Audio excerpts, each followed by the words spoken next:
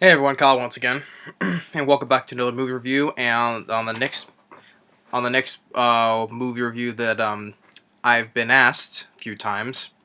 Like the previous one was Elmo and Grouchland. The next one, some people have asked me, is when we review this film, The Emperor's New Groove. So they wanted me to review it, so you're gonna get it. So The Emperor's New Groove was released in the during the late year of 2000, around the Christmas time. And the film kind of like underperformed at the box office because it had some other films that were making money, like How the Grinch Stole Christmas, and there was also What a Woman Would Want, the one with Mel Gibson.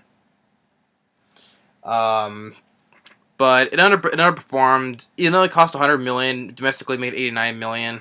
Even though overseas combined total worldwide was 169 million, but it wasn't that huge of a hit like the previous the Disney films that from the late 90s, like Hercules or Mulan or Tarzan and others, like those. So it wasn't that huge of a hit because it was on the Christmas time, or the other films that came out before this were making the money. So, but I haven't seen this in a long time though. But I remember liking it better than I remembered. So yeah, I enjoy The Emperor's New Groove, and this is the Ultimate Groove 2-disc collector's edition. So and it also includes this little another disc here, which is stuck in the back here. You can see it's a little, maybe like a CD-ROM, or I forget what it is, but it has all this stuff in here that's kept in all these pamphlets, like all these pamphlets here, these old ones. Yeah, so let's see the 2-disc in there. Yeah. Yeah, and all this other stuff that came with. So, but on the back on the discs, it has a lot of features. For the disc one, has an audio commentary with the filmmakers, Rascal Flatts music video featuring the song "Walk the Llama Llama," as featured on the Emperor's New Groove soundtrack. Actions Venture Set Top Game, DVD-ROM special features, and on the second disc it has the animation groove, the fast-paced behind-the-scenes tour of how a modern Disney animated film is made. Developed all of the stuff that's going along with it, story and editorial development process, layouts, backgrounds, and all that stuff. And Sting's making the music video featuring the Academy Award nominated song "My Funny Friend and Me," which is in the soundtrack. So yeah, it was the song Funny Friend and Me, performed by Sting though. But it was nominated. That song was nominated for an Oscar for Best Original Song, but it lost to Bob Dylan's song called "Things Have Changed" from the film Wonder Boys. And the film, it was well received by critics. It's an 85% on Rotten Tomatoes, and it has a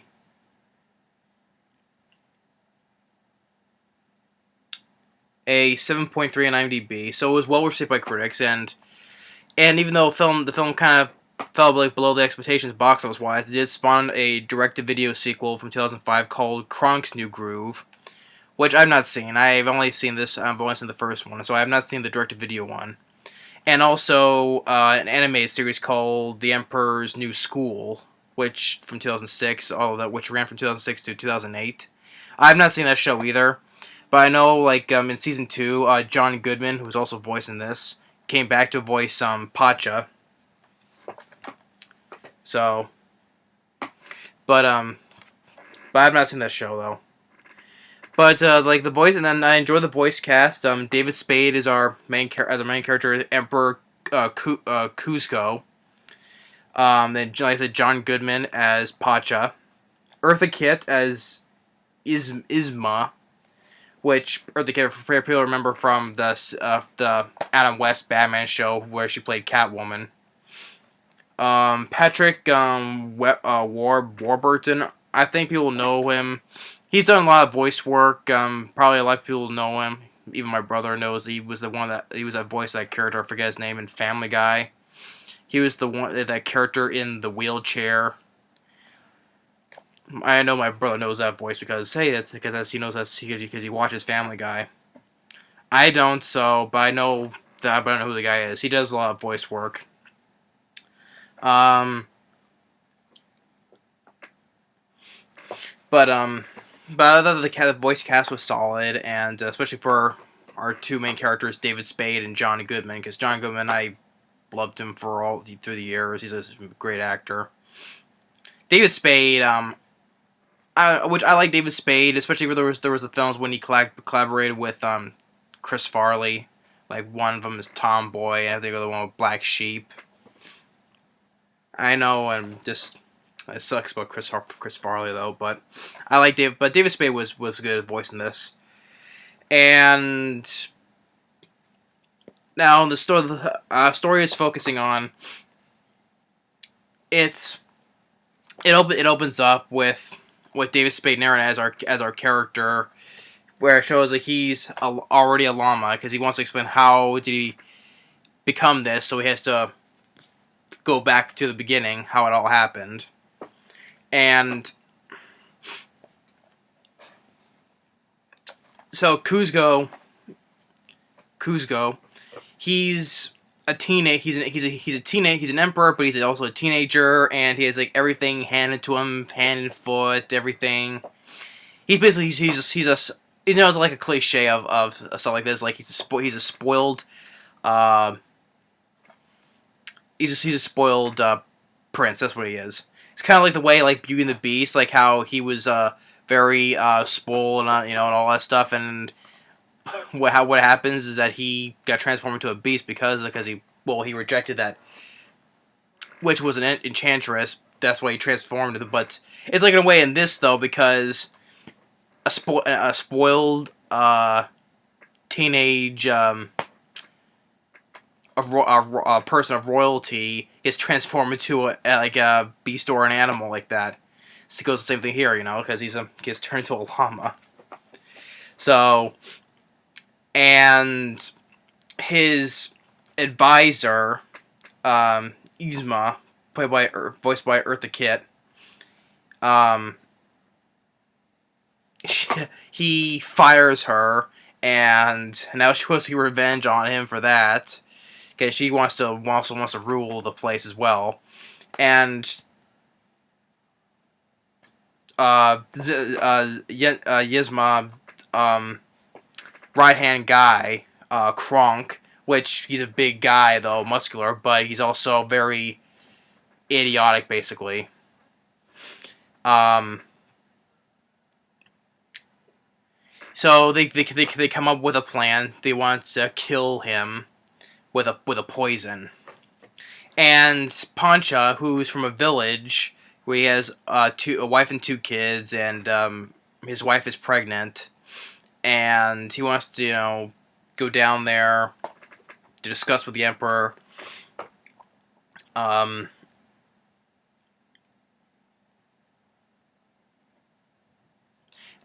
But the emperor Kuzco, he wants to demolish his whole village to put his own little summer house up there.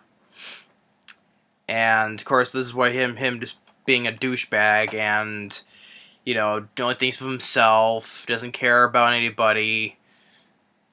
So, but then when it's dinner time, they put the poison. Of course, it's like a time like an ancient time where but they have all these modern time things like a roller coaster or trampoline. Yeah, even there was also another thing. Yeah, a laboratory with the lab coats and all that, and it's funny. And there's one thing where one of the Pacha's kids has one of those electric floor. It's one of those things you to clean the floors with. I forget what those things are called. Those like an electric something. I forget. So you get like some of those modern technology into like this Renaissance time. Like how the previous ones were. and she tells Kronk to put the poison in his drink, and that will kill him. And then he puts in one of them, but he can't tell which is which. But of course, he gets the one that has it. He drinks it, then he turns into a llama. But then he gets knocked out, and orders him to put him in a sack and throw him off. Basically, as he throws him off, though, he has second thoughts. He feels bad about because he's not evil at all. He's just being told to do, and he has a bit of a heart to him as well, even though dim-witted as he is.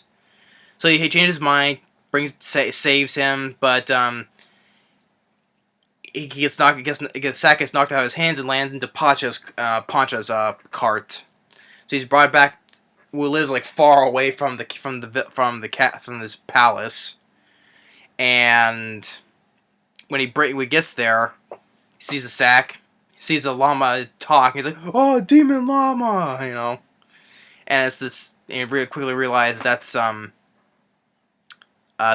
emperor. And he's like, "Ah," So, and he wants to order him to take him back. And he says no, because why should I? Because you're going to demolish our home and all that, and build your summer house. It's like, if I take you back, will you reconsider? But he's arrogant as he is. He goes out alone, and when he warns him all the dangers in the woods, like jaguars and stuff like that, and he comes in contact with a squirrel with an acorn. He's like, "Oh, get out of my way," and this and all that, and he gets thrown into a pit where a bunch of jaguars are each one holding a bone, and the squirrel makes an animal balloon to pop it, but we think that's gonna wake the jaguars, but he says "Ha!" and then wakes him up. Gets chased to the edge of the cliff, and then Pacha. He changed his mind, wants to save him, and they both get tied up on this tree stump or whatever, and the lines when they land in the river, and David Spade is like, "Don't tell me, we're going over waterfall, are we?" "Yep." "With pointed rocks at the bottom, probably?" "Yep." He's like, bring it on."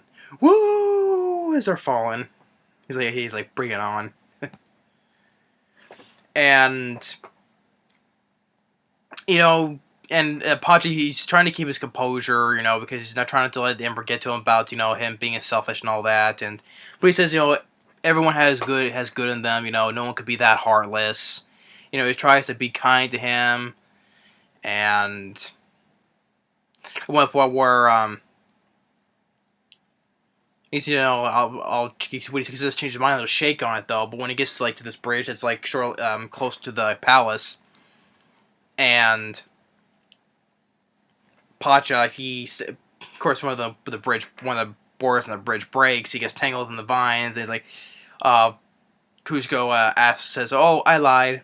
And he's like, "But you shake on it. We shook on it, It's like, "Oh, but you have to have hands to shake, because he doesn't have a hand." So, but then he falls, and then he gets mad. They both want to fight each other on the vines, but the whole bridge breaks, and they get stuck in between these two rocks where there are alligators down there. So they have to work together to climb themselves back up, and then there's scorpion. They get attacked by scorpions, and then bats flown in, and all this stuff. But they manage to make it up there.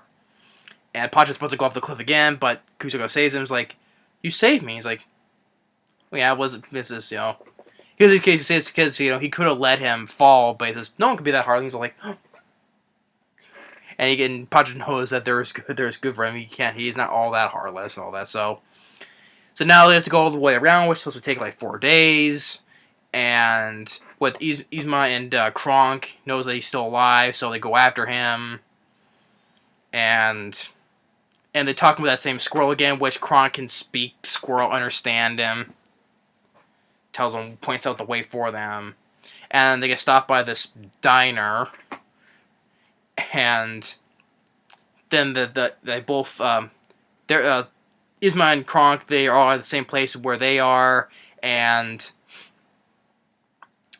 This goes the whole thing where Kronk as the cook leaves, and Kronk takes over, and the whole thing, the running back and forth were of Pacha trying not to be seen by Yzma and Kronk, where they're both using the door one another about complaining and all this and that, but eventually they get out, and as they continue on,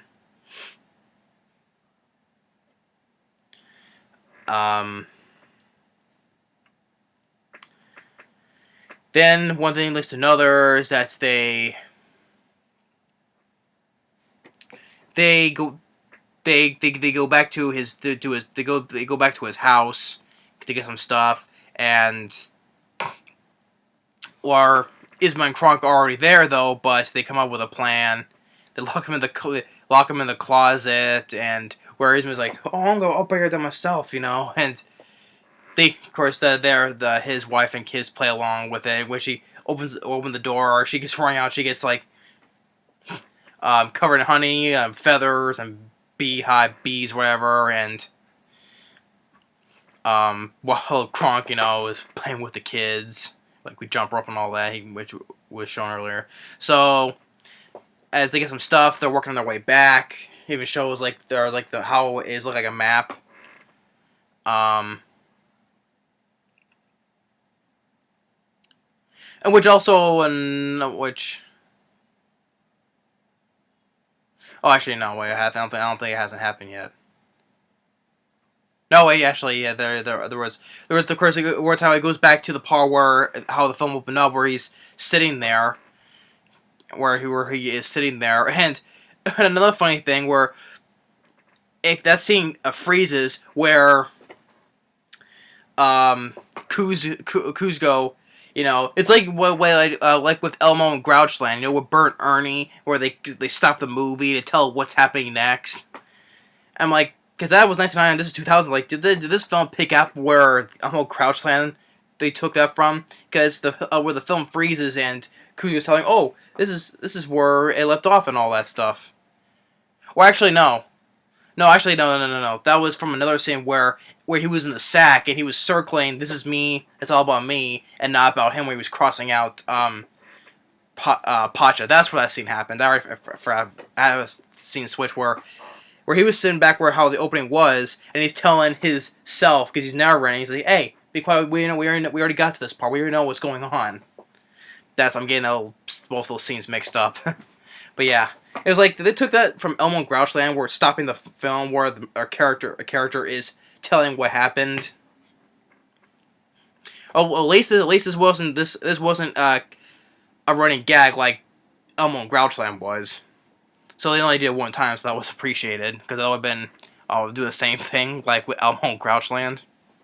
So, but they eventually get back to the palace, but they already got their head of them. It's like, how did you get here ahead of us? And it's like, Kronk's like, I don't know, it doesn't make any sense. They teleport. There you go. There's your answer. And so they try to get the vial where he'll change back into a human. And then the hilarity ensues where they try, the bottle keeps on going out from each other's hand to another, and they go on fighting outside the cliff of the palace, and where they listen to another, there are 2 vials left, and Yzma lands on one, she gets transformed into a cat, a little kitten or whatever. Which is kind of funny because she plays Catwoman in the Batman shows, and her character gets transformed into a cat. So the last bottle is the one that he has to get. So, and one thing leads to another. He gets it. He dreams he's back to the way he was, and he changes it. He changes, how his ways. So he's not gonna build build it somewhere else. So he builds a small house so he can be like his neighbor, like a smaller house, like being like Pacha's neighbor, basically. And then shows the Kronk, is teaching the little kids, like Boy Scouts or Girl Scouts, whatever the uniforms are wearing, and talking about speaking chipmunk and all that. Not chipmunk, it was like squirrel talk, because I thought I was mistaken for a chipmunk, but it's squirrel talk. and the film ends. So not much to say about Emperor's New Groove. So I do enjoy it. It was a lot good that I remember. Probably because I haven't seen it in a long time, but it was a lot better than I remember. And plus, I think probably because the character was probably cute looking when he was a llama. It's just, small, but I don't know why. I just like how the way he looked as a llama. Maybe part of me think that he should have stayed as a llama to reflect, that how his old life was how he was. But this being a new llama, probably just a new wave part of him for him. Perhaps I don't know. It's just maybe part of me wished he would have stayed like a llama, probably. But actually, it was kind of like in the same way for the film The Witches. The 1990 film where I reviewed The Witches. When the kids were transformed into mice. Part of me thought he probably wished they would have stayed as mice. That would have been something. But that to end it when they turned back into little boys. But I enjoy the animation was well made. For the traditional animation, not the ones like Pixar, but. The animation was well made, and our two main characters' voices, great job. I enjoyed David Spade. I especially enjoyed John Goodman because John Goodman's it's always a pleasure to listen to, whether he's on the screen physically or he's doing a voice acting. Because I love John Goodman. He's a great actor, and he's just starred in Kong Skull Island, which I review though, which I wish shame what happened to his character though, but hey, it's John Goodman. I love John Goodman. So, Eartha Kitt, she was fine as well, and the same for who played Kronk, Patrick Warburton, and also for the opening, you have Tom Jones as the theme song guy. It's like what Kuzuo was saying, because they're singing a song about his groove, and where there's this little old guy where interrupted his groove, and he gets him thrown out the window, which he says that. Later, when he's back into his human form, he talks to that same guy. He's like, "Oh, it's okay. I usually just get thrown out anyway." So, but yeah. So Tom Jones at the beginning was he calls it the theme song guy was singing his song. So, but I still enjoy the film. So, it's another good Disney film. Sometime I'll look at the direct-to-video sequel. Like with a Goofy movie, I have not seen the extremely Goofy movie. I haven't seen that though.